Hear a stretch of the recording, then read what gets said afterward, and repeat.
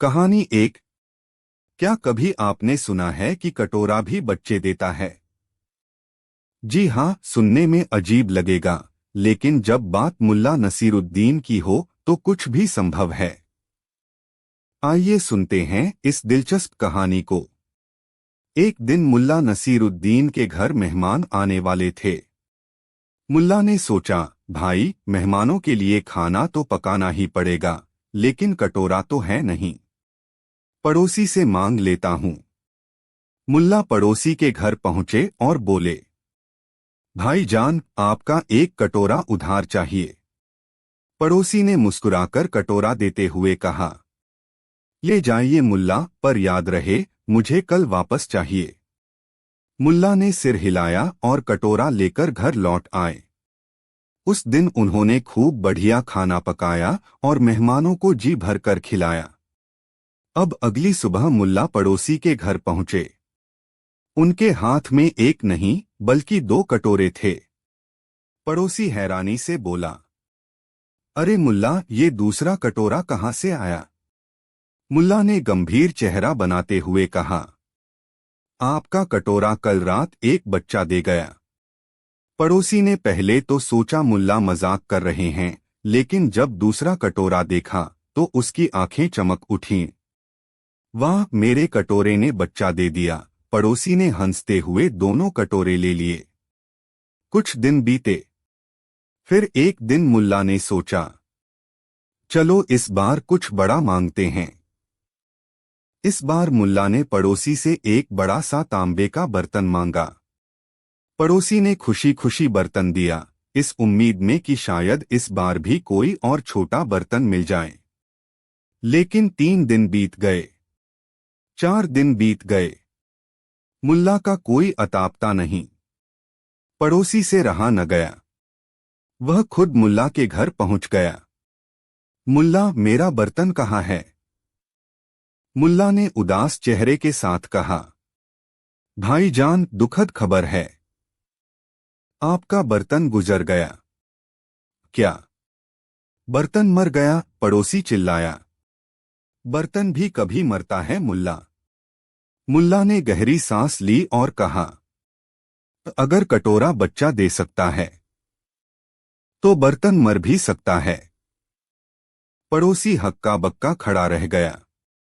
लेकिन रुको, कहानी यहीं खत्म नहीं हुई। पड़ोसी ने जाकर गांव के मुखिया से शिकायत की। अब मुल्ला को बुलाया गया पंचायत में। लेकिन वहां पर जो हुआ उसे सुनकर पूरा गांव हंसी से लोटपोट हो गया। क्या हुआ उस पंचायत में? क्या मुल्ला नसीरुद्दीन ने कोई नई चाल चली या इस बार फंस गए? क्या पड़ोसी को अपना बर्तन वापस मिला? अगर आप भी जानना चाहते हैं कि मुल्ला इस संकट से कैसे निकले तो देखना न भूलें अगली कहानी, मुल्ला नसीरुद्दीन का न्याय, सच्चा या झूठा। क्या हर बार मुल्ला नसीरुद्दीन अपनी चालाकी से बच निकलते हैं? लेकिन इस बार मामला थोड़ा टेढ़ा था। पंचायत लगी थी और मुल्ला को कटघरे में खड़ा किया गया। क्या मुल्ला इस बार अपनी बातों से बच पाएंगे या सच में फंस गए हैं? चलिए जानते हैं इस रहस्यमयी कहानी के अगले भाग में। गांव के चौपाल पर मजमा लगा था। पंचायत की बैठक शुरू होने वाली थी। गांव का मुखिया गंभीरता से बैठा था और पड़ोसी अपनी बात कहने के लिए तैयार था। मुखिया ने कड़क आवाज में कहा, मुल्ला, क्या ये सच है कि तुमने पड़ोसी का तांबे का बर्तन मांगा था? मुल्ला ने सिर झुकाकर कहा, बिल्कुल सच है मुखिया जी। मुखिया ने फिर पूछा, क्या ये भी सच है कि तुमने कहा वो बर्तन मर गया? मुल्ला ने दुख भरी आवाज में कहा, हाँ मुखिया जी, ये भी सच है। पड़ोसी झट से बीच में बोल पड़ा, लेकिन मुल्ला, बर्तन कभी मरता है क्या? मुल्ला मुस्कुराकर बोला, भाईजान, जब कटोरा बच्चा दे सकता है तो बर्तन क्यों नहीं मर सकता? पंचायत में एक पल के लिए सन्नाटा छा गया। फिर लोगों के चेहरे पर मुस्कान आ गई। मुखिया ने मुल्ला की ओर देखा। मुल्ला, ये बात मजाक के लिए ठीक है, लेकिन पड़ोसी का नुकसान हुआ है। न्याय होना चाहिए। मुल्ला ने गंभीरता से सिर हिलाया। मुखिया जी, न्याय तो होना ही चाहिए, लेकिन पहले आपसे एक सवाल पूछता हूं। मुखिया ने कहा। पूछो मुल्ला।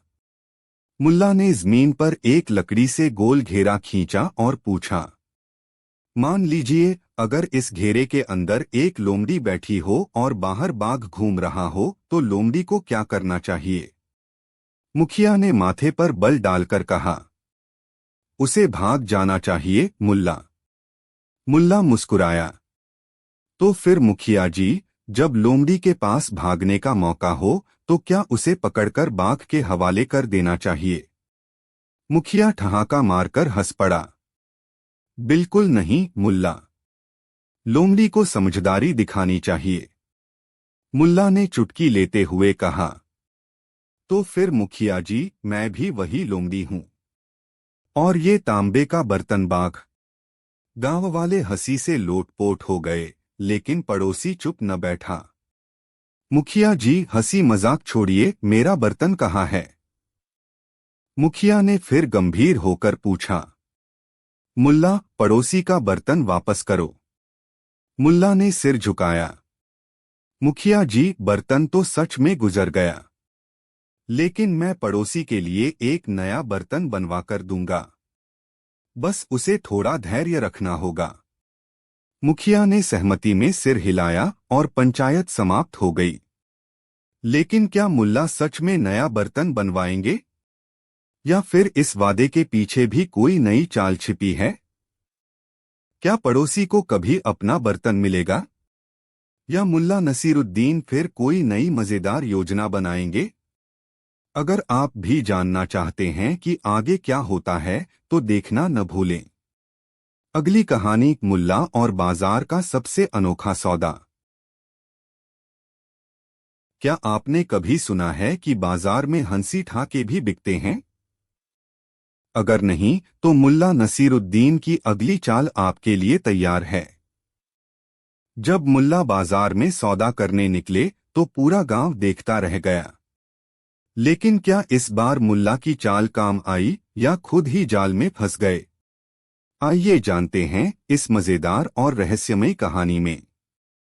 एक दिन मुल्ला नसीरुद्दीन के पास खर्च करने के लिए एक तांबे का सिक्का था।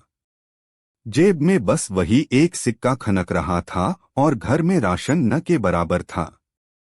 मुल्ला ने सोचा, आज बाजार में कुछ खरीदना पड़ेगा, नहीं तो शाम को खाली पेट सोना पड़ेगा। लेकिन जैसे ही मुल्ला बाजार पहुंचे, वहां लोगों की भीड़ लगी थी। एक व्यापारी ऊंची आवाज में चिल्ला रहा था। आओ आओ, सबसे सस्ता सौदा यहां मिलेगा। आज के दिन का सबसे बड़ा मोलभाव शुरू। मुल्ला ने सोचा, चलो देख ही लेते हैं।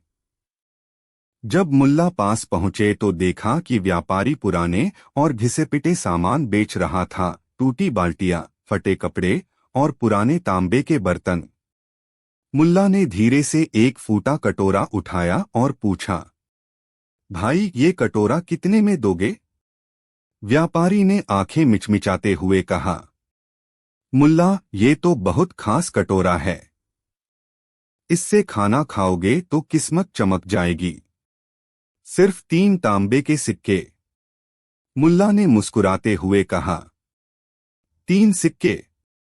लेकिन मेरे पास तो सिर्फ एक सिक्का है। व्यापारी ने हंसकर कहा। तो जाओ, एक सिक्के में तो तुम्हें यहां कुछ नहीं मिलेगा। मुल्ला सिर खुजाते हुए बोला। ठीक है, ये कटोरा मुझे नहीं चाहिए, लेकिन एक सौदा तो मैं भी कर सकता हूं। व्यापारी ने मजाक में कहा। अच्छा, क्या बेचोगे मुल्ला? मुल्ला ने भीड़ की ओर देखते हुए ऊंची आवाज में कहा। मैं हंसी और मजाक बेचता हूं। और आज, सिर्फ आज, एक तांबे के सिक्के में। लोग हंसने लगे। हंसी कैसे बेचोगे मुल्ला? मुल्ला ने व्यापारी की ओर इशारा कर कहा। अगर आप सबको हंसी चाहिए, तो ये व्यापारी 3 सिक्कों में फूटा कटोरा बेच रहा है। इससे बढ़कर मजाक क्या हो सकता है। पूरी भीड़ ठहाके लगाने लगी। व्यापारी की हालत पतली हो गई।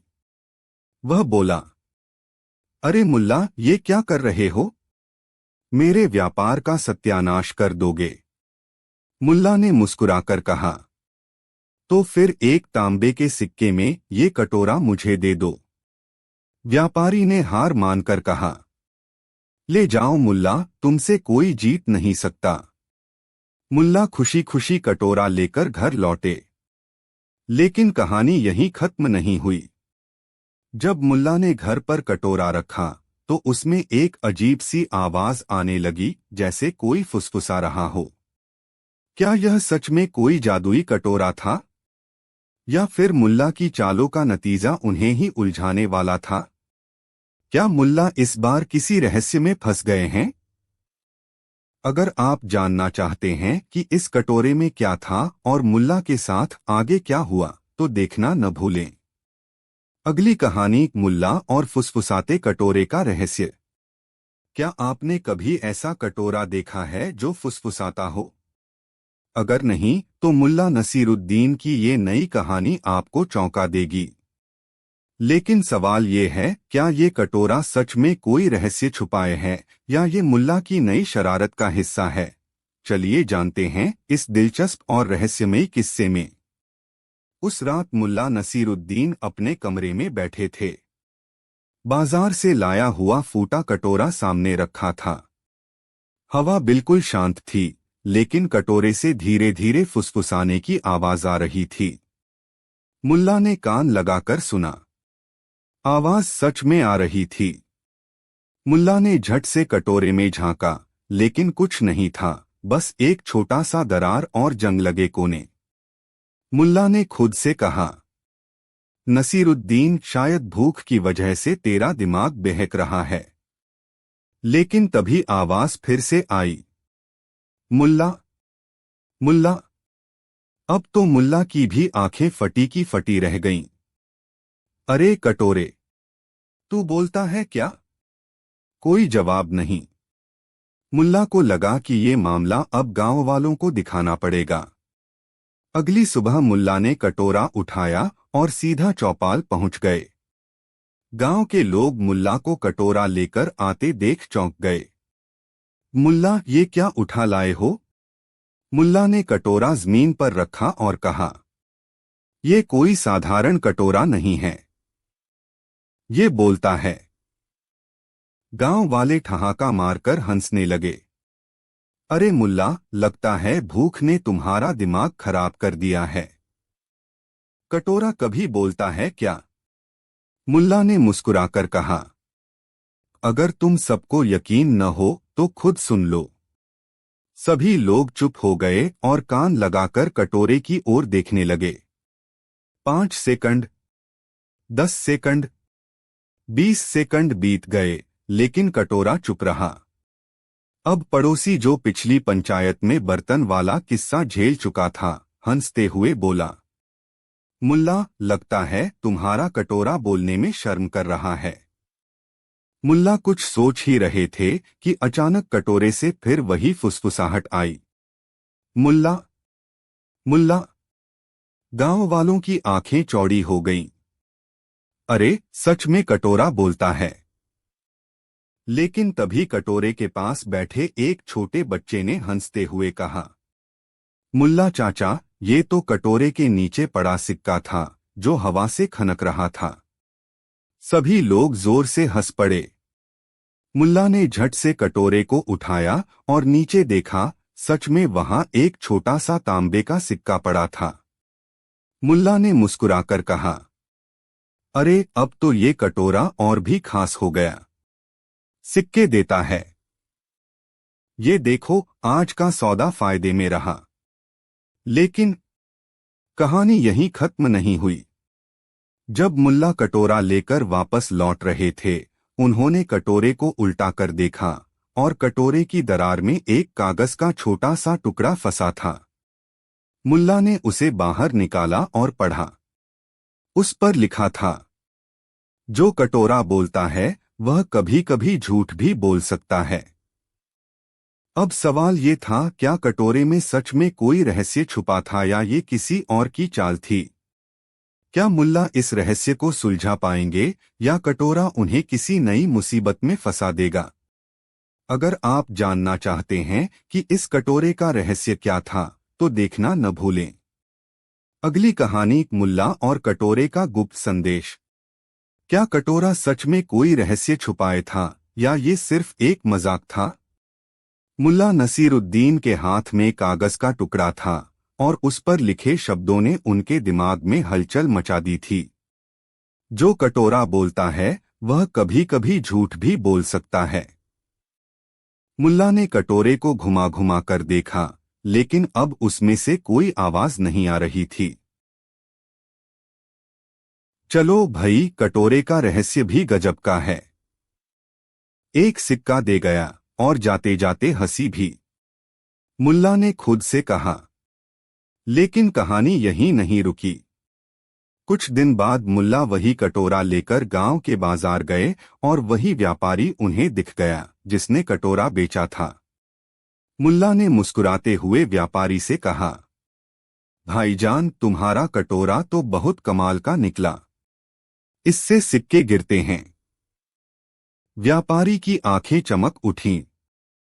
क्या सच में मुल्ला? अगर ऐसा है तो मैं तुम्हें दोगुने दाम में खरीद लूंगा। मुल्ला ने सोचा, अरे वाह, इस कटोरे से फायदा भी हो सकता है। मुल्ला ने कटोरा व्यापारी के हाथ में थमा दिया। व्यापारी ने उसे उल्टा पलटा, लेकिन उसे कोई सिक्का नहीं मिला। मुल्ला, इसमें तो कुछ भी नहीं है। व्यापारी झुंझलाकर बोला।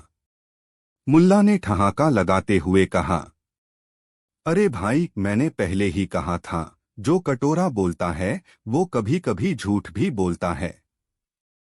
गांव वालों ने फिर जोर से हंसना शुरू कर दिया। और इस तरह मुल्ला नसीरुद्दीन का कटोरा जितनी मुसीबत लाया था उससे कहीं ज्यादा हंसी छोड़ गया। कहानी का निष्कर्ष, हर चीज में रहस्य तलाशने की जरूरत नहीं, कभी कभी सिर्फ हंस लेना ही सबसे बड़ा सौदा होता है।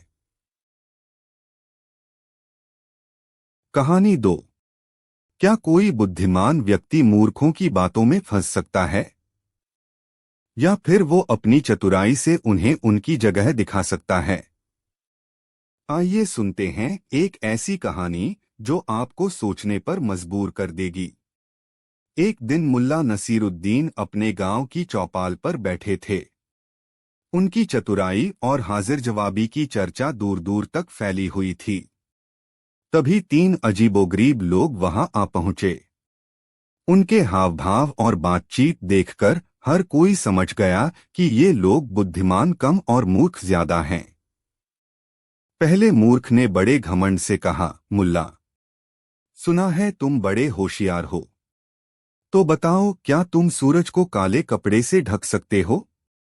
दूसरा मूर्ख बोला, और बताओ, क्या तुम नदी का पानी एक कटोरे में समेट सकते हो? तीसरे मूर्ख ने हंसते हुए कहा, और अगर यह कर लो तो यह भी बता दो कि आसमान का वजन कितना है। चौपाल पर खामोशी छा गई। सबकी नजरें मुल्ला पर टिक गईं। क्या मुल्ला इन मूर्खतापूर्ण सवालों का जवाब दे पाएंगे? मुल्ला ने अपनी पगड़ी ठीक की और मुस्कुराते हुए बोले, तुम्हारे सवाल बड़े अनोखे हैं, लेकिन मेरे जवाब उससे भी अनोखे होंगे। पहले मूर्ख की ओर इशारा करते हुए मुल्ला बोले, सूरज को काले कपड़े से ढकने का काम मैंने कल ही कर दिया था, जब बादलों ने सूरज को छुपा लिया। क्या तुमने नहीं देखा? सभी हंसने लगे। लेकिन दूसरे मूर्ख ने तुनक कर कहा, और मेरे सवाल का जवाब? नदी का पानी कटोरे में कैसे आएगा? मुल्ला ने जवाब दिया, यह तो बहुत आसान है। जाओ और बारिश के समय कटोरा लेकर खड़े हो जाओ। हर बूंद उस नदी का हिस्सा है और वो तुम्हारे कटोरे में समा जाएगी। तीसरा मूर्ख अब भी हंस रहा था। और आसमान का वजन? मुल्ला ने गंभीरता से जवाब दिया, आसमान का वजन तो तुम्हारे सिर पर है। जाओ पहले इसे उठाकर देखो। तीनों मूर्ख अपनी हार स्वीकार करने के बजाय और गुस्से में भर गए। मुल्ला, तुमने हमारे सवालों का मजाक उड़ाया है। अब तुमसे हमारा असली सवाल पूछेंगे, और अगर तुम इसका जवाब नहीं दे पाए तो तुम्हें मानना होगा कि तुम उतने बुद्धिमान नहीं जितना लोग कहते हैं। मुल्ला ने मुस्कराते हुए कहा, पूछो, मैं तैयार हूं। लेकिन याद रखना, जवाब सुनने के बाद तुम खुद ही तय करोगे कि असली मूर्ख कौन है। तीनों मूर्खों ने मुल्ला से ऐसा सवाल पूछा जिसे सुनकर चौपाल में सन्नाटा छा गया। मुल्ला ने अपनी आंखें बंद कीं और मुस्कराए। उनका जवाब ऐसा था जिसने सबको हिलाकर रख दिया। क्या था वह सवाल? और क्या मुल्ला उसका जवाब देकर अपनी चतुराई साबित कर पाए? या इस बार उनका सामना एक कठिन चुनौती से हुआ? जानने के लिए देखिए अगला भाग, जब मुल्ला ने राजा को चतुराई से जवाब दिया। क्या कोई साधारण इंसान राजा को उसकी भूल का एहसास करा सकता है? या फिर सत्ता के सामने चुप रह जाना ही बुद्धिमानी है? आइए सुनते हैं मुल्ला नसीरुद्दीन की एक और चौंकाने वाली कहानी। पिछली कहानी में मुल्ला ने 3 मूर्खों को उनकी मूर्खता का आईना दिखाया था, लेकिन उनकी अनोखी चतुराई की गूंज अब राजा के दरबार तक पहुंच चुकी थी। राजा, जो अपनी तीव्र बुद्धि और कठोर फैसलों के लिए जाना जाता था, ने सोचा, क्यों न इस मुल्ला की चतुराई को परखा जाए। एक दिन राजा ने अपने सैनिकों को मुल्ला को दरबार में लाने का आदेश दिया। जब मुल्ला दरबार में पहुंचे तो उन्होंने देखा कि राजा के चेहरे पर एक रहस्यमय मुस्कान थी। राजा बोले, मुल्ला नसीरुद्दीन, सुना है तुम बड़े होशियार हो। मैं तुम्हारे सामने एक सवाल रखता हूं। अगर तुमने सही जवाब दिया तो तुम्हें इनाम मिलेगा, लेकिन अगर जवाब गलत हुआ तो तुम्हें सजा भुगतनी पड़ेगी। क्या तुम तैयार हो? मुल्ला ने अपनी पगड़ी ठीक की और मुस्कुराते हुए कहा, महाराज, मैं तो हमेशा तैयार रहता हूं। आप अपना सवाल पूछिए। राजा ने गंभीर स्वर में पूछा, बताओ, मेरे हाथ में जो यह मुट्ठी बंद है, इसमें क्या है? अगर तुम सच बता पाए तो इनाम तुम्हारा होगा। सारा दरबार स्तब्ध हो गया। राजा ने अपनी मुट्ठी में क्या छुपा रखा था, यह कोई नहीं जानता था। दरबारियों को यकीन था कि इस बार मुल्ला का चालाक दिमाग काम नहीं करेगा। मुल्ला ने राजा की ओर देखा और एक पल के लिए चुप हो गए। फिर उन्होंने गहरी सांस ली और बोले, महाराज, आपकी मुट्ठी में कुछ ऐसा है जो आपके अहंकार से जुड़ा हुआ है। लेकिन इसका जवाब देने से पहले मुझे एक सवाल पूछने की अनुमति दें। राजा ने सिर हिलाया। पूछो, लेकिन इससे तुम्हारा भाग्य नहीं बदलेगा। मुल्ला ने हंसते हुए पूछा, महाराज, क्या यह सच है कि आपसे बड़ा बुद्धिमान इस दरबार में कोई नहीं है? राजा ने गर्व से कहा, बिल्कुल, यह सच है। मुल्ला ने तुरंत जवाब दिया, तो आपकी मुट्ठी में वही है जो इस दरबार में सबसे बुद्धिमान व्यक्ति को शोभा देता है, हवा। राजा ने अपनी मुट्ठी खोली और सच में उसके अंदर कुछ नहीं था, सिर्फ हवा। दरबार में एक पल के लिए खामोशी छा गई और फिर ठहाके गूंज उठे। राजा ने मुल्ला को सम्मानपूर्वक कहा, तुमने सही जवाब दिया, लेकिन यह तो केवल एक खेल था। अब मैं तुम्हें असली सवाल पूछता हूं। राजा ने मुल्ला से ऐसा सवाल पूछा जिसने उन्हें मुश्किल में डाल दिया। क्या मुल्ला अपनी चतुराई से राजा को जवाब दे पाएंगे, या इस बार उनका सामना एक हार से होगा? अगली कहानी में जानिए, जब मुल्ला ने राजा और दरबारियों को चुप कर दिया। जब मुल्ला ने राजा और दरबारियों को चुप कर दिया। क्या चतुराई से सच को दिखाया जा सकता है, भले ही सच कड़वा हो? या फिर सच्चाई हमेशा ताकतवर लोगों के सामने दब जाती है? आइए सुने मुल्ला नसीरुद्दीन की एक और अद्भुत कहानी। पिछली कहानी में मुल्ला ने राजा के सवाल का सही जवाब देकर सबको चौंका दिया था। लेकिन राजा को यह बात हजम नहीं हुई कि कोई साधारण व्यक्ति उसकी बुद्धिमत्ता को चुनौती दे। इसलिए उसने एक और चुनौती दी। दरबार में सैकड़ों लोग जमा थे। राजा ने मुल्ला से कहा, मुल्ला, अगर तुम सच में इतने होशियार हो तो आज तुम्हें एक ऐसा काम करना होगा जो न केवल असंभव लगे बल्कि मेरे दरबारियों को भी चुप करा दे। अगर तुम सफल रहे तो मैं तुम्हें अपना सलाहकार बना दूंगा, लेकिन अगर असफल हुए तो तुम्हें इस दरबार से निष्कासित कर दिया जाएगा। मुल्ला ने मुस्कुराते हुए कहा, महाराज, चुनौती स्वीकार है, लेकिन मैं जो काम करूंगा उसके लिए मुझे सभी दरबारियों की मदद चाहिए। क्या आप सब तैयार हैं? दरबारियों ने सहमति में सिर हिलाया। मुल्ला ने अपनी जेब से एक पुराना सिक्का निकाला और बोला, यह सिक्का इस राज्य का सबसे कीमती खजाना है। इसे मैं आसमान में उछालूंगा और जब यह नीचे गिरेगा तो आप सबको ताली बजानी होगी। लेकिन ताली तब तक बजती रहनी चाहिए जब तक यह सिक्का जमीन से टकराकर वापस हवा में न चला जाए। सभी दरबारी एक दूसरे की ओर देखकर हंसने लगे। एक दरबारी बोला, मुल्ला, तुमने ऐसा मजाक पहले कभी नहीं किया। सिक्का जमीन से टकराकर हवा में कैसे जा सकता है? मुल्ला ने गंभीरता से कहा, अगर आप लोग इसे असंभव मानते हैं तो मैं आपकी बुद्धिमत्ता पर सवाल उठाता हूं। मैं तो केवल वही कर रहा हूं जो महाराज ने कहा था, असंभव को संभव करना। अब ध्यान से देखिए।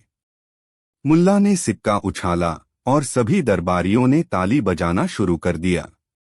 सिक्का जमीन पर गिरा और वहीं पड़ा रहा, लेकिन ताली बजना बंद नहीं हुआ। कुछ समय बाद दरबारी झुंझलाने लगे। एक ने गुस्से में कहा, यह ताली कब तक बजानी होगी? सिक्का तो जमीन पर पड़ा है। मुल्ला ने शांति से जवाब दिया, जब तक सिक्का वापस हवा में न जाए। और अगर आप ताली बजाते बजाते थक गए हैं तो अब बताइए मूर्ख कौन है? मैं, जिसने इसे संभव करने की कोशिश की, या आप जो असंभव में विश्वास करके ताली बजा रहे हैं? दरबार में खामोशी छा गई।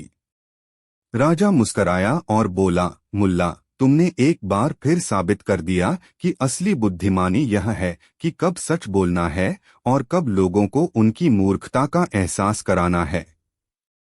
लेकिन तभी राजा ने मुल्ला से एक आखिरी सवाल किया, जो उसकी चतुराई और ईमानदारी दोनों की परीक्षा था।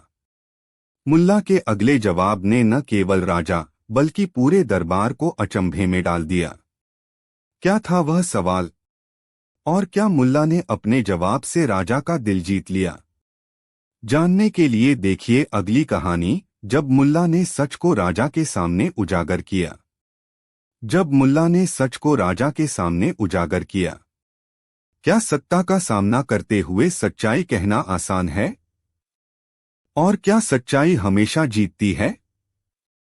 आइए सुनते हैं मुल्ला नसीरुद्दीन की ऐसी कहानी जो न केवल चौंकाती है बल्कि गहरे सवाल भी छोड़ जाती है। पिछली कहानी में मुल्ला ने दरबारियों को उनकी मूर्खता का एहसास कराया था, लेकिन राजा ने उनकी चतुराई पर आखिरी सवाल से एक बड़ी चुनौती खड़ी कर दी। राजा ने गंभीर स्वर में कहा, मुल्ला, तुमने दरबारियों को चुप करा दिया, लेकिन अब मैं तुमसे एक सवाल पूछता हूं और अगर इसका जवाब सही नहीं दिया तो तुम्हारा अंत निश्चित है। सारा दरबार सन्नाटे में था। राजा ने अपना सवाल किया, क्या तुम मेरे राज्य के हर नागरिक को खुश और संतुष्ट मानते हो? मुल्ला ने शांत स्वर में कहा, महाराज, इसका जवाब देने से पहले मुझे एक दिन का समय चाहिए। मैं आपके राज्य में घूमकर अपनी आंखों से देखना चाहता हूं। राजा ने अनुमति दे दी। अगले दिन मुल्ला ने गधे पर सवार होकर पूरे राज्य का दौरा किया। उन्होंने अमीरों के महलों और गरीबों की झोपड़ियों दोनों को देखा। बाजारों, खेतों और चौपालों पर लोगों से बातें की। शाम को मुल्ला दरबार में वापस लौटे। राजा ने पूछा, अब बताओ, क्या मेरे राज्य के सभी नागरिक खुश और संतुष्ट हैं? मुल्ला ने पगड़ी उतारकर राजा के सामने झुकते हुए कहा, महाराज, आपकी अनुमति हो तो मैं सच कहूं। राजा ने कहा, बिल्कुल। यहाँ झूठ की कोई जगह नहीं है। मुल्ला ने गंभीर स्वर में कहा, महाराज, आपके राज्य में हर कोई खुश और संतुष्ट नहीं है। मैंने देखा कि कुछ लोग भूखे हैं, कुछ बिना घर के हैं, और कुछ आपके अमीर दरबारियों की क्रूरता के शिकार हैं। बाजार में व्यापारी अपनी इच्छानुसार कीमतें वसूलते हैं, और खेतों में किसान अपनी मेहनत के बावजूद दुखी हैं। दरबार में खामोशी छा गई। राजा के चेहरे पर गुस्सा झलकने लगा। उन्होंने पूछा, क्या तुम मुझे यह कहना चाह रहे हो कि मैं एक अच्छा शासक नहीं हूं? मुल्ला ने मुस्कुराते हुए कहा, महाराज, एक अच्छा शासक वही होता है जो सच सुन सके और उसे सुधार सके। अगर आपने मुझे यह सवाल ही न पूछा होता तो शायद यह सच आप तक कभी न पहुंचता। राजा चुप हो गए। कुछ देर तक सोचने के बाद उन्होंने मुल्ला से कहा, तुमने मेरी आंखें खोल दी। लेकिन अब मुझे बताओ, इन समस्याओं का समाधान कैसे हो सकता है? मुल्ला ने राजा को एक ऐसा सुझाव दिया जिसने पूरे राज्य को बदलने की नींव रख दी। लेकिन उसका पहला कदम इतना अजीब था कि दरबार के सभी लोग दंग रह गए। क्या था वह सुझाव? और क्या मुल्ला के विचार राजा के राज्य को बदल सके?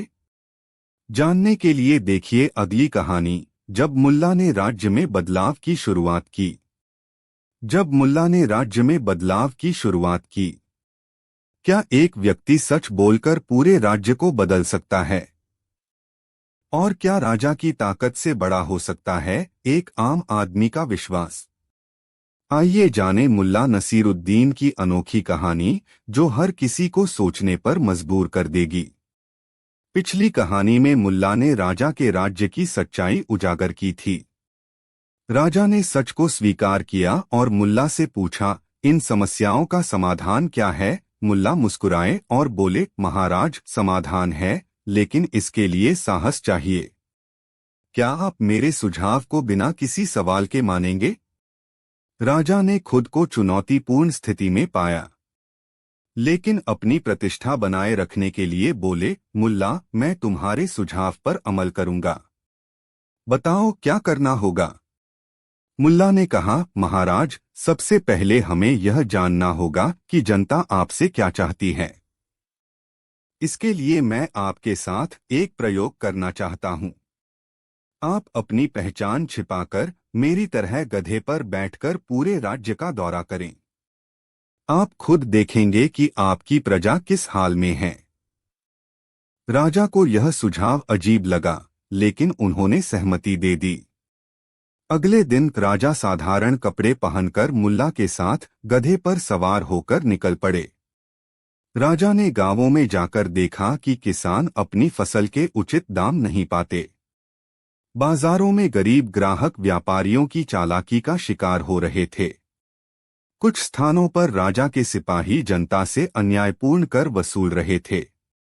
एक वृद्धा ने उन्हें अपनी दुर्दशा बताते हुए कहा, हमारे राजा बहुत अच्छे हैं, लेकिन उनकी आंखों तक हमारी आवाज पहुंच ही नहीं पाती। राजा यह सुनकर स्तब्ध रह गए। उन्होंने महसूस किया कि उनके दरबारियों और सिपाहियों ने उन्हें सच्चाई से दूर रखा था। संध्या के समय राजा और मुल्ला वापस दरबार लौटे। राजा ने मुल्ला से कहा, अब मुझे समझ आ गया कि मेरे राज्य की सच्चाई क्या है। लेकिन अब बताओ, इन समस्याओं को कैसे हल किया जाए? मुल्ला ने कहा, महाराज, सबसे पहला कदम है अपने दरबार में एक सत्य का घंटा लगाना। जो भी नागरिक अपनी समस्या या शिकायत लेकर आए, वह इस घंटे को बजाए। उसकी बात को आप स्वयं सुनें। लेकिन ध्यान रखें, इस प्रक्रिया में न तो कोई दरबारी हस्तक्षेप करे और न ही कोई सिपाही। राजा ने इस सुझाव को स्वीकार कर लिया और दरबार में एक बड़ा घंटा लगवाया। अगले दिन जब घंटा पहली बार बजा तो एक गरीब किसान दरबार में आया। उसने अपनी बात रखी कि कैसे उसके खेत को एक अमीर जमींदार ने हड़प लिया है। राजा ने तुरंत जमींदार को बुलाया और किसान को न्याय दिलाया। धीरे धीरे राज्य के नागरिक राजा के इस बदलाव से खुश होने लगे। सत्य का घंटा पूरे राज्य का प्रतीक बन गया। लेकिन जैसे जैसे घंटा बजने लगा, राजा ने महसूस किया कि दरबार के कुछ लोग उसकी प्रजा के दुखों के लिए जिम्मेदार हैं। एक दिन सत्य का घंटा लगातार इतनी जोर से बजा कि राजा को लगा कुछ बड़ा हुआ है। जब वे दरबार पहुंचे तो मुल्ला उनके सामने खड़े थे। मुल्ला ने कहा, महाराज, इस बार सत्य का घंटा आपके लिए बजा है। लेकिन यह क्यों बजा है, यह जानने के लिए आपको सच्चाई का सामना करना होगा। क्या राजा सत्य का सामना कर पाएंगे? और क्या मुल्ला का यह आखिरी सुझाव राज्य को पूरी तरह बदल देगा? जानने के लिए देखिए अगली कहानी, जब मुल्ला ने राजा को खुद का आईना दिखाया। जब मुल्ला ने राजा को खुद का आईना दिखाया, क्या कभी राजा को यह सोचना पड़ता है कि वह खुद अपने राज्य की समस्याओं का कारण हो सकता है? और क्या ऐसा कोई है जो सच्चाई का आईना उसे दिखा सके? आइए जानते हैं मुल्ला नसीरुद्दीन की यह दिलचस्प और रहस्यमय कहानी। पिछली कहानी में मुल्ला के सत्य के घंटे ने पूरे राज्य को बदलना शुरू कर दिया था। जनता अपनी समस्याएं सीधे राजा तक पहुंचाने लगी थी। लेकिन एक दिन घंटा इतनी जोर से और बार बार बजा कि पूरा दरबार हिल गया। राजा खुद दरबार में पहुंचे और देखा कि मुल्ला घंटा बजा रहे हैं। राजा ने चौंकते हुए पूछा, मुल्ला, तुम यह घंटा क्यों बजा रहे हो? क्या तुम्हें भी कोई शिकायत है? मुल्ला ने सिर झुकाकर कहा, महाराज, मेरी शिकायत नहीं, बल्कि पूरे राज्य की सबसे बड़ी समस्या की शिकायत है। राजा गंभीर हो गए और बोले, कौन सी समस्या? साफ साफ कहो। मुल्ला ने कहा, महाराज, वह समस्या आप स्वयं हैं। सारा दरबार सन्न रह गया। दरबारी फुसफुसाने लगे। राजा का चेहरा क्रोध से लाल हो गया। उन्होंने गरजते हुए कहा, मुल्ला, यह तुम क्या कह रहे हो? क्या तुमने मेरे बदलावों और न्याय को नहीं देखा? मुल्ला ने शांतिपूर्वक जवाब दिया, महाराज, आपने बदलाव तो किए, लेकिन समस्या जड़ से खत्म नहीं हुई। और उसकी जड़ यह है कि आपने अपनी आंखों पर दरबारियों की चापलूसी और सत्ताधारी अहंकार का पर्दा डाल रखा है। जब तक आप अपनी गलतियों को नहीं देखेंगे, राज्य की समस्याएं पूरी तरह खत्म नहीं होंगी। राजा ने चुपचाप मुल्ला की बात सुनी। दरबार में खामोशी छा गई। राजा ने फिर पूछा, क्या मैं जान सकता हूं मेरी कौन सी गलतियां हैं? मुल्ला बोले, महाराज, मैं आपको सच दिखाने के लिए एक दिन का समय चाहता हूं। कल सुबह आप मेरे साथ राज्य के कुछ हिस्सों में चलें, जहां मैंने खास लोगों से बात की है। वहां आपको सच्चाई का आईना दिखेगा। अगले दिन मुल्ला राजा को एक गरीब बुनकर के घर ले गए। बुनकर ने राजा से कहा, महाराज, मुझे खुशी है कि आप यहाँ आए। लेकिन मैं जानना चाहता हूँ, जब आपके दरबारियों को पता था कि मेरे घर में महीनों से अन्न नहीं है, तो उन्होंने मेरी मदद क्यों नहीं की? इसके बाद मुल्ला राजा को एक किसान के पास ले गए। किसान ने कहा, महाराज, मेरे खेत पर दरबार के एक मंत्री का कब्जा है। मैंने कई बार अपनी फरियाद दरबार में भेजी, लेकिन किसी ने मेरी बात नहीं सुनी। हर जगह राजा को यही सुनने को मिला, उनकी प्रजा उन्हें अच्छा शासक मानती है, लेकिन उनके दरबारी और अधिकारी भ्रष्ट हैं। मुल्ला ने राजा से कहा, महाराज, आपकी नीयत सही है, लेकिन आपने कभी यह नहीं देखा कि आपके भरोसेमंद लोग क्या कर रहे हैं। जब तक आप खुद हर फैसले की जांच नहीं करेंगे, तब तक समस्याएं खत्म नहीं होंगी। राजा ने गहरी सांस ली और कहा, मुल्ला, तुम सही कहते हो। मैं खुद को सबसे बड़ा शासक समझता रहा, लेकिन मैंने अपनी आंखें बंद कर रखी थीं। अब समय आ गया है कि मैं अपने शासन को सही दिशा दूं। राजा ने मुल्ला से कहा, मैं तुम्हें अपनी प्रजा का प्रमुख सलाहकार बनाना चाहता हूं, लेकिन इसके लिए तुम्हें एक आखिरी चुनौती से गुजरना होगा। क्या तुम तैयार हो? क्या मुल्ला इस चुनौती को स्वीकार करेंगे? और यह चुनौती क्या थी? जानने के लिए देखिए अगली कहानी, जब मुल्ला ने अपने जीवन का सबसे बड़ा फैसला किया। जब मुल्ला ने अपने जीवन का सबसे बड़ा फैसला किया। क्या सत्य के मार्ग पर चलने के लिए अपनी आजादी को दांव पर लगाना सही है? और क्या हर समझौता राज्य और प्रजा के लिए उचित होता है? यह कहानी मुल्ला नसीरुद्दीन की सबसे कठिन परीक्षा को उजागर करती है। पिछली कहानी में राजा ने मुल्ला को राज्य का प्रमुख सलाहकार बनने का प्रस्ताव दिया, लेकिन इस प्रस्ताव के साथ राजा ने मुल्ला के सामने एक शर्त भी रखी। राजा बोले, मुल्ला, यदि तुम मेरे सलाहकार बनोगे तो तुम्हें दरबार के नियमों का पालन करना होगा। इसका मतलब है कि तुम्हें अपनी स्वतंत्रता छोड़नी होगी, हर बात मुझसे पूछनी होगी और दरबार की मर्यादाओं के अनुसार चलना होगा। क्या तुम इसके लिए तैयार हो? मुल्ला मुस्कुराए और बोले, महाराज, यह बड़ा सम्मान है, लेकिन मैं अपनी स्वतंत्रता के बिना सत्य नहीं बोल सकता। क्या मुझे सोचने के लिए थोड़ा समय मिल सकता है? राजा ने सहमति दी। मुल्ला ने 3 दिन का समय मांगा। इन 3 दिनों में मुल्ला ने अपने गधे पर सवार होकर पूरे राज्य का फिर से दौरा किया। उन्होंने हर वर्ग के लोगों से बात की, गरीब, अमीर, व्यापारी, किसान। हर किसी ने उनसे एक ही सवाल पूछा, मुल्ला, अगर तुम राजा के सलाहकार बन जाओ तो क्या तुम अब भी हमारे लिए वही बोलोगे जो सच है, या तुम्हें भी दरबार के नियमों से बांध दिया जाएगा? मुल्ला ने कोई जवाब नहीं दिया, लेकिन उनकी चुप्पी में चिंता झलक रही थी। तीसरे दिन मुल्ला दरबार पहुंचे। राजा ने उनसे पूछा, मुल्ला, क्या तुमने फैसला कर लिया है? मुल्ला बोले, महाराज, मैंने बहुत सोच विचार के बाद यह तय किया है कि मैं आपके सलाहकार पद को स्वीकार नहीं कर सकता। दरबार में खलबली मच गई। राजा नाराज होकर बोले, यह क्यों? क्या तुम्हें मेरे राज्य की भलाई की परवाह नहीं है?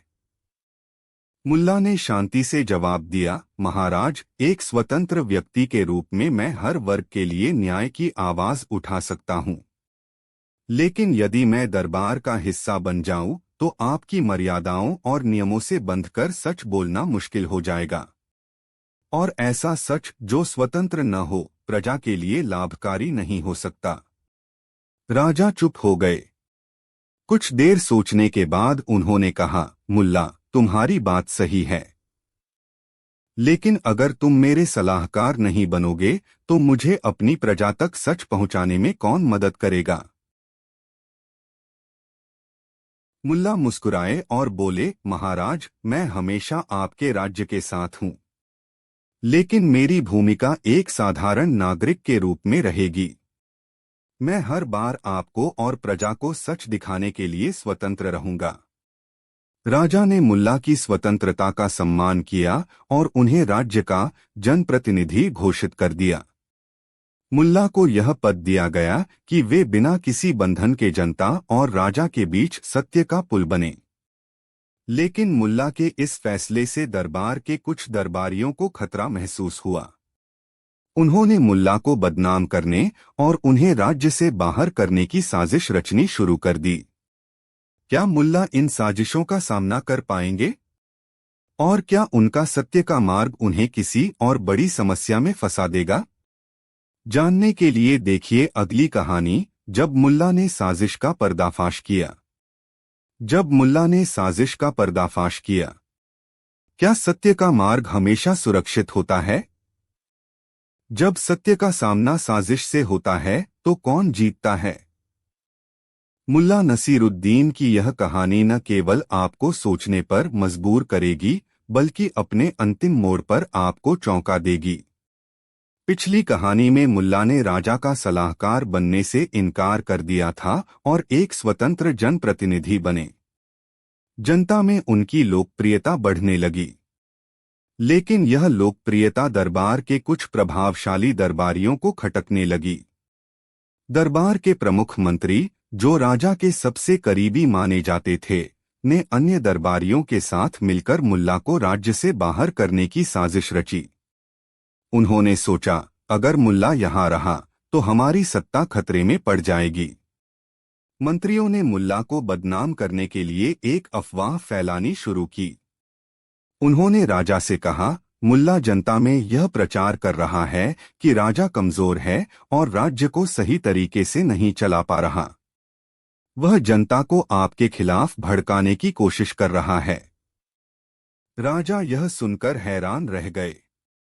उन्होंने कहा, मुल्ला ऐसा कभी नहीं कर सकता।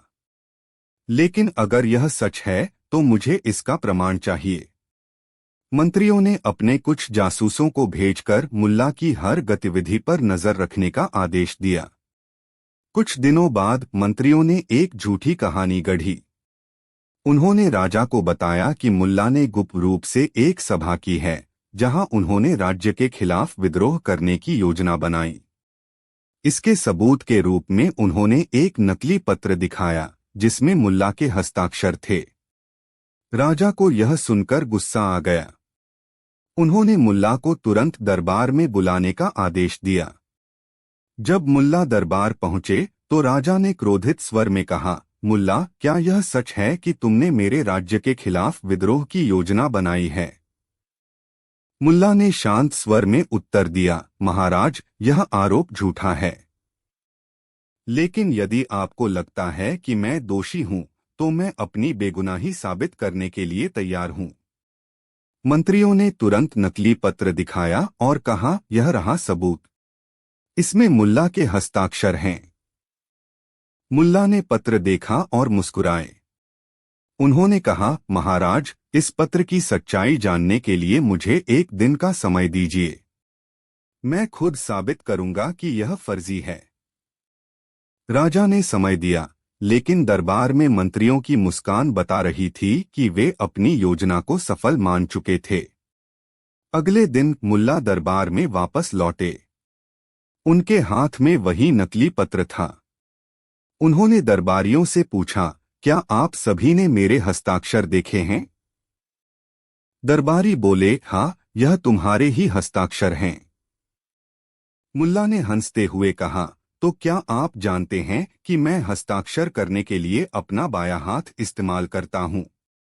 सारा दरबार चौंक गया। मुल्ला ने पत्र दिखाते हुए कहा, इस पत्र पर हस्ताक्षर दाएं हाथ से किए गए हैं। यह स्पष्ट है कि यह पत्र नकली है। इसके बाद मुल्ला ने अपना असली हस्ताक्षर दिखाया, जो पत्र से पूरी तरह अलग था। उन्होंने राजा से कहा, महाराज, यह साजिश आपके कुछ दरबारियों की है, जो मुझे राज्य से बाहर करना चाहते हैं। राजा ने सच्चाई जानने के लिए मंत्रियों से कड़ी पूछताछ की। आखिरकार मंत्रियों ने अपनी गलती स्वीकार की। राजा ने उन्हें सख्त सजा दी और मुल्ला से माफी मांगी। मुल्ला ने कहा, महाराज, यह आपकी महानता है कि आपने सच्चाई को सुना और न्याय किया। लेकिन सच्चाई हमेशा ऐसी आसान नहीं होती। हमें इसे बचाए रखने के लिए सतर्क रहना होगा। लेकिन कहानी यहीं खत्म नहीं हुई। जब मुल्ला दरबार से बाहर निकले तो उन्होंने एक गुप्त संदेश देखा, जिसमें लिखा था, सच बोलने वाले के रास्ते में और भी कठिनाइयां आएंगी। क्या तुम इसके लिए तैयार हो? यह संदेश किसने भेजा? और क्या मुल्ला अगली परीक्षा के लिए तैयार हैं? जानने के लिए देखिए अगली कहानी, जब मुल्ला ने अज्ञात दुश्मन का सामना किया। जब मुल्ला ने अज्ञात दुश्मन का सामना किया, क्या सच बोलने का मार्ग इतना कठिन हो सकता है कि हर कदम पर नई चुनौतियां खड़ी हो जाएं? और जब दुश्मन सामने न हो तो उससे लड़ना कैसे संभव है? आइए जानते हैं मुल्ला नसीरुद्दीन की यह अनोखी और रोमांचक कहानी। पिछली कहानी में मुल्ला ने दरबार के मंत्रियों की साजिश का पर्दाफाश किया था, लेकिन जब वे दरबार से बाहर निकले तो उन्हें एक गुप्त संदेश मिला। इस सच बोलने वाले के रास्ते में और भी कठिनाइयां आएंगी। क्या तुम इसके लिए तैयार हो? मुल्ला ने मुस्कुराते हुए संदेश को गधे की पीठ पर रखा और कहा, सच बोलने वाला हमेशा तैयार होता है। देखते हैं यह नया खेल कौन खेल रहा है। अगले दिन मुल्ला अपने गांव के चौपाल में बैठे थे। अचानक कुछ किसान भागते हुए आए और कहा, मुल्ला, हमारे कुएं का पानी सूख गया है। कोई जादू हुआ है। मुल्ला ने उन्हें शांत करते हुए कहा, किसी जादू की बात मत करो। चलो देखते हैं कि मामला क्या है। कुएं पर जाकर मुल्ला ने पाया कि कोई व्यक्ति जानबूझकर उसमें पत्थर और मिट्टी डाल गया था, जिससे पानी ऊपर नहीं आ पा रहा था। मुल्ला ने कहा, यह जादू नहीं, साजिश है। किसी ने हमें डराने के लिए यह किया है। लेकिन घबराओ मत, इसे साफ करो।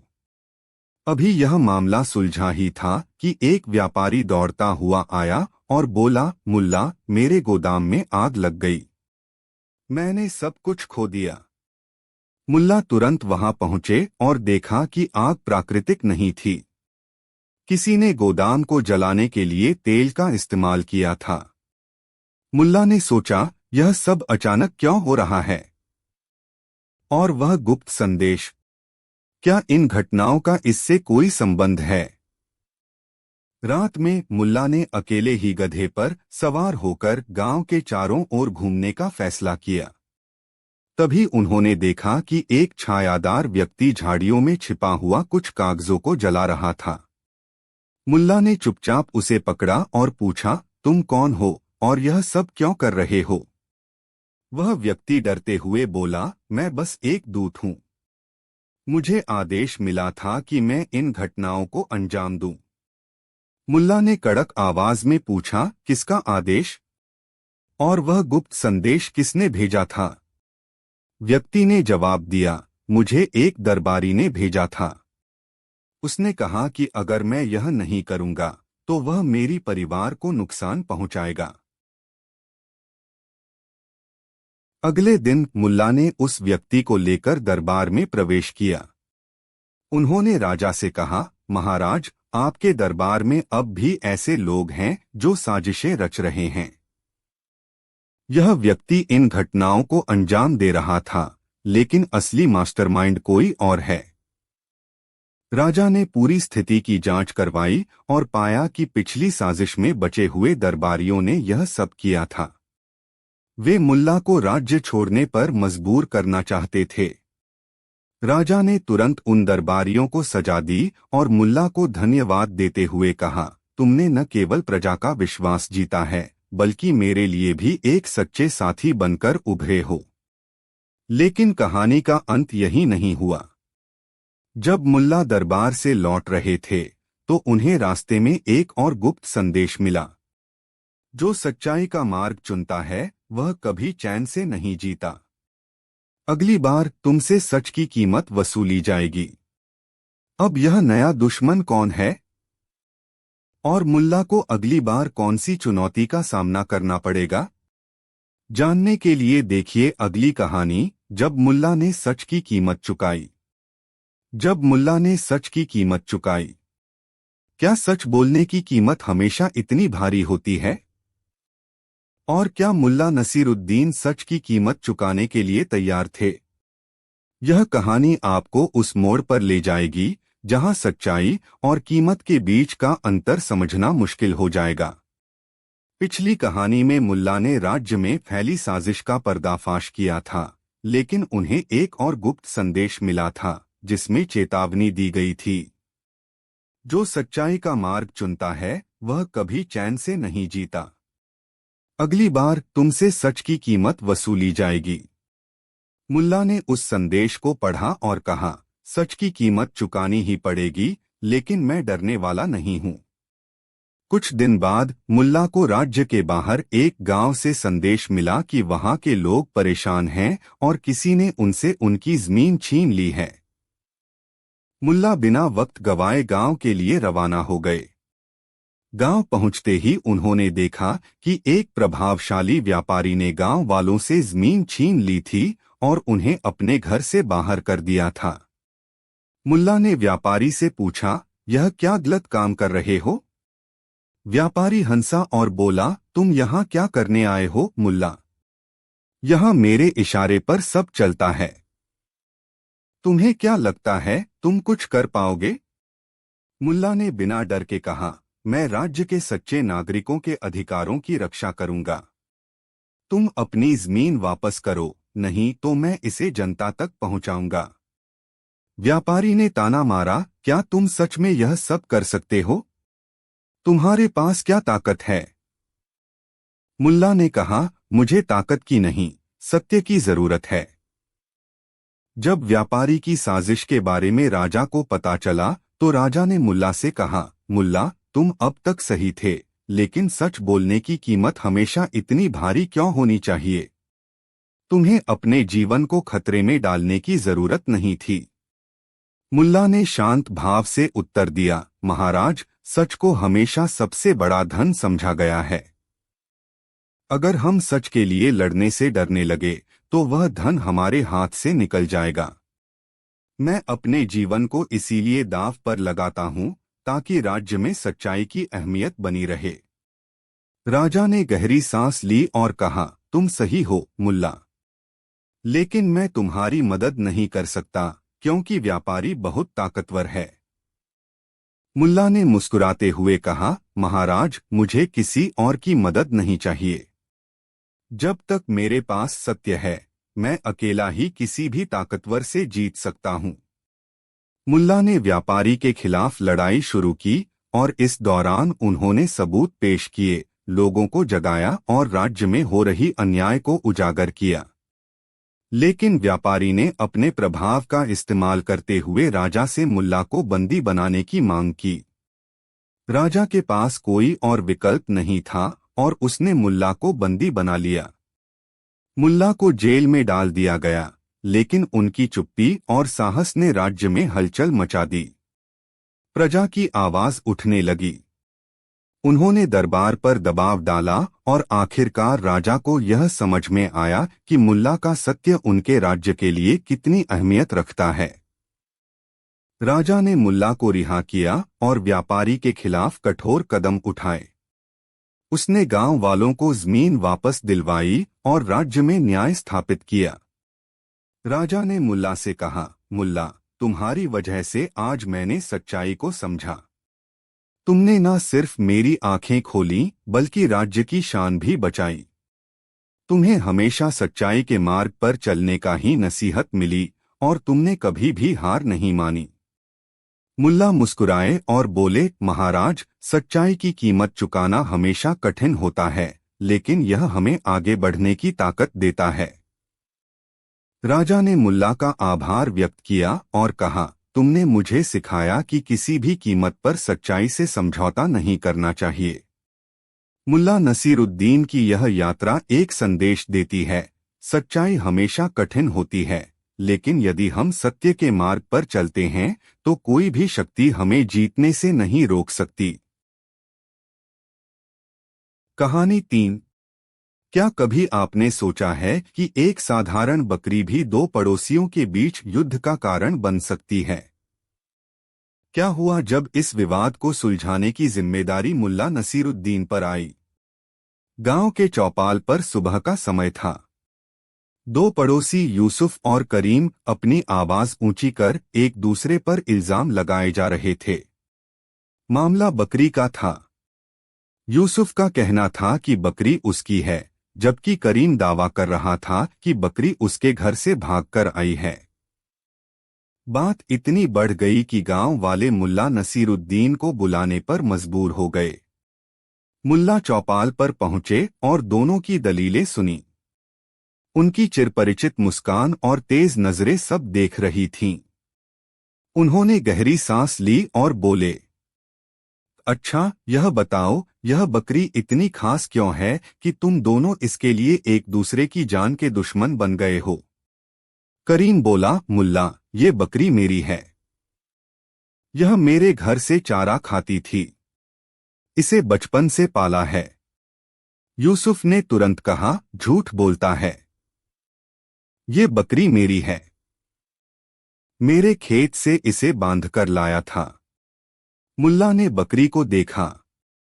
बकरी शांत खड़ी थी, मानो वह खुद मुल्ला की परीक्षा ले रही हो।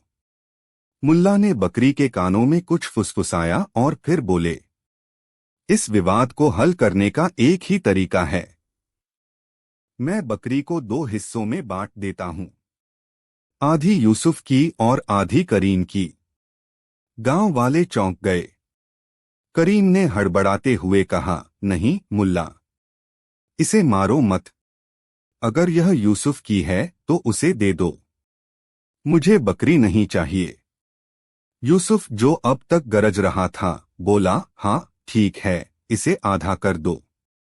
मुल्ला ने गहरी मुस्कान के साथ फैसला सुनाया, बकरी करीम की है, क्योंकि असली मालिक कभी अपनी बकरी को मारने की इजाजत नहीं देगा। गांव वाले तालियां बजाने लगे। करीम खुश था और यूसुफ शर्मिंदा। लेकिन कहानी यहीं खत्म नहीं होती। जैसे ही मुल्ला चौपाल से लौटने लगे, एक बूढ़ी औरत उनके पास आई। उसने कहा, मुल्ला, तुम्हारे इस फैसले के बाद गांव में एक और बड़ी समस्या आ गई है। लेकिन इसमें सिर्फ इंसान और जानवर नहीं, बल्कि कुछ अदृश्य ताकतों का भी हाथ है। क्या तुम सुलझा सकते हो? मुल्ला रुक गए। उनकी आंखों में चमक थी। उन्होंने कहा, अदृश्य ताकतें? चलो देखते हैं। लेकिन पहले यह बताओ, क्या यह कहानी तुम्हारे उस पुराने कुएं से जुड़ी है? तो अब सवाल यह है, कौन सी अदृश्य ताकतों की बात हो रही है? और इस बार मुल्ला का सामना किससे होगा? जानने के लिए अगली कहानी का इंतजार कीजिए। मुल्ला और पड़ोसी की बकरी का विवाद, भाग 2। बूढ़ी औरत ने कांपती आवाज में कहा, हाँ मुल्ला, यह मामला हमारे गांव के उस पुराने कुएं से जुड़ा है। मुल्ला ने ध्यान से सुना और पूछा, कुएं का विवाद? लेकिन इसमें अदृश्य ताकतों का क्या काम? औरत ने बताया, गांव के किनारे का वह पुराना कुआं, जहां कोई जाने की हिम्मत नहीं करता, अचानक फिर से चर्चा में आ गया है। गांव के कुछ लोगों का दावा है कि उन्होंने वहां रात में अजीबोगरीब आवाजें सुनी हैं। और एक आदमी जो रात में कुएं के पास गया था, आज तक घर नहीं लौटा। लोग डर के मारे उधर जाना भी नहीं चाहते। मुल्ला के चेहरे पर गंभीरता छा गई। उन्होंने मुस्कराते हुए कहा, तो अब मुझे न केवल इंसानों और जानवरों के विवाद हल करने हैं, बल्कि कुएं के भूतों से भी बातचीत करनी पड़ेगी। चलो देखते हैं कि ये अदृश्य ताकतें क्या कहती हैं। गांव के कुछ जिज्ञासु लोग मुल्ला के साथ चलने को तैयार हुए, लेकिन ज्यादातर लोग डर के मारे पीछे हट गए। रात के वक्त जब पूरा गांव सो रहा था, मुल्ला अपने गधे पर सवार होकर उस पुराने कुएं की तरफ बढ़े। उनके साथ करीम और यूसुफ भी चल रहे थे। कुआं गांव से थोड़ी दूर था, पेड़ों से घिरा हुआ और सन्नाटे में डूबा। हवा में अजीब सी ठंडक थी। जैसे ही वे कुएं के करीब पहुंचे, अचानक किसी ने हवा में फुसफुसाहट सुनी। करीम ने कांपते हुए कहा, मुल्ला, लगता है ये सच में भूतों का काम है। हमें वापस चलना चाहिए। मुल्ला ने शांत रहते हुए कहा, भूतों को डरने की जरूरत नहीं। असली डर उन लोगों से है जो उन्हें अपने फायदे के लिए बनाते हैं। उन्होंने अपने गधे से एक लालटेन निकाली और कुएं के अंदर झांकने लगे। अंधेरे के भीतर कुछ हलचल दिखाई दी। अचानक कुएं से एक आवाज आई, कौन है? यहां क्यों आए हो? करीम और यूसुफ डर के मारे पीछे हट गए, लेकिन मुल्ला वहीं खड़े रहे। उन्होंने जोर से कहा, मैं मुल्ला नसीरुद्दीन हूं। अगर तुम भूत हो तो सामने आओ, और अगर इंसान हो तो भी छिपने का कोई फायदा नहीं। कुछ देर सन्नाटा रहा, फिर कुएं से एक आदमी बाहर निकला। वह डर और गंदगी में लथपथ था। गांव वाले उसे पहचान गए। वह वही आदमी था जो कुछ दिनों पहले कुएं के पास से गायब हो गया था। उस आदमी ने कांपते हुए कहा, मुल्ला, मुझे माफ कर दो। यह सब मेरी चाल थी। मैं इस कुएं में छिपकर गांव वालों को डराता था ताकि लोग इधर न आएं। कुएं के अंदर मैंने एक बड़ा खजाना पाया है और मैं उसे अकेले रखना चाहता था। गांव वाले गुस्से में उसे पीटने को तैयार थे, लेकिन मुल्ला ने उन्हें रोक दिया। उन्होंने कहा, किसी की गलती से न्याय करना मेरा काम है। पर तुम्हारी चालाकी ने न केवल लोगों को डराया, बल्कि गांव के भाईचारे को भी तोड़ने की कोशिश की। अब यह खजाना गांव के सभी लोगों के लिए होगा। इसे सबके भले के लिए इस्तेमाल किया जाएगा। गांव वाले खुश हो गए और आदमी ने अपनी गलती स्वीकार की। लेकिन जैसे ही खजाने को कुएं से निकाला गया, उसमें से एक अजीब चमकदार पत्थर गिरा। मुल्ला ने उसे उठाया और गौर से देखा। पत्थर पर कुछ अजीब संकेत खुदे हुए थे। मुल्ला ने पत्थर को देखते हुए कहा, यह मामूली पत्थर नहीं लगता। इसके पीछे कोई और बड़ी कहानी छिपी है। लेकिन यह कहानी अभी खत्म नहीं हुई। अब सवाल उठता है, क्या इस पत्थर का रहस्य खजाने से बड़ा है? और क्या मुल्ला को इस नए रहस्य के पीछे भी किसी चालाकी का अंदेशा हो रहा है? अगली कहानी में जानिए, जब मुल्ला इस पत्थर की सच्चाई का पता लगाने निकलेंगे। मुल्ला और पड़ोसी की बकरी का विवाद, अंतिम भाग। मुल्ला नसीरुद्दीन ने चमकते पत्थर को ध्यान से देखा। पत्थर पर अजीब से निशान बने हुए थे, जो किसी प्राचीन भाषा के लगते थे। गांव वाले इसे देखकर उत्सुक थे, लेकिन मुल्ला की नजरों में एक अलग चमक थी। उन्होंने पत्थर को लालटेन की रोशनी में घुमाते हुए कहा, इस पत्थर का रहस्य खजाने से भी गहरा है। इसे हल करना आसान नहीं होगा। गांव वालों ने पूछा, मुल्ला, क्या यह कोई जादुई पत्थर है? मुल्ला ने मुस्कुराते हुए जवाब दिया, जादू तो नहीं, लेकिन यह जरूर किसी पुराने राज की ओर इशारा करता है। उन्होंने पत्थर को करीम और यूसुफ को दिखाया। यूसुफ ने कहा, यह तो एक साधारण पत्थर जैसा दिखता है। शायद यह किसी पुराने मंदिर का हिस्सा हो। करीम बोला, नहीं, मुझे लगता है कि यह किसी राजा के खजाने से जुड़ा हुआ है। मुल्ला ने दोनों को शांत किया और कहा, सच क्या है, यह तो हमें पत्थर के निशान पढ़कर ही पता चलेगा। लेकिन यह पत्थर हमारे लिए एक सबक भी है। जैसे तुम दोनों ने बकरी के लिए लड़ाई की, वैसे ही इस पत्थर के पीछे कोई लड़ाई न हो। याद रखो, चीजें भले ही कीमती लगें, लेकिन उनसे बढ़कर इंसानियत की कीमत है। गांव वाले सहमत हो गए। खजाने को गांव के भले के लिए इस्तेमाल करने का फैसला हुआ। मुल्ला ने पत्थर को संभाल कर रख लिया और कहा, इस पत्थर की सच्चाई जानने का समय आएगा, लेकिन वह समय आज नहीं।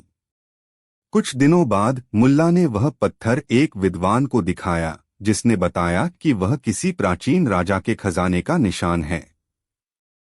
लेकिन मुल्ला ने वह खजाना खोजने का प्रयास नहीं किया। उन्होंने पत्थर को गांव के मंदिर में रखवा दिया, ताकि लोग इसे देखकर यह समझ सकें कि धन और लोभ से बढ़कर आपसी प्रेम और न्याय है। गांव में फिर से शांति लौट आई। यूसुफ और करीम भी अपने झगड़े भूलकर अच्छे पड़ोसी बन गए। मुल्ला की बुद्धिमानी ने एक बार फिर सबको यह सिखा दिया कि बड़े से बड़ा विवाद भी समझदारी और सच्चाई से सुलझाया जा सकता है। और इस तरह न केवल बकरी का विवाद हल हुआ, बल्कि एक खोई हुई सीख भी सबके दिलों तक पहुंची। मुल्ला की कहानियां हमें यह बताती हैं कि समस्याओं को हल करना एक कला है, और सही इंसान के हाथों में यह कला चमत्कार कर सकती है। अंत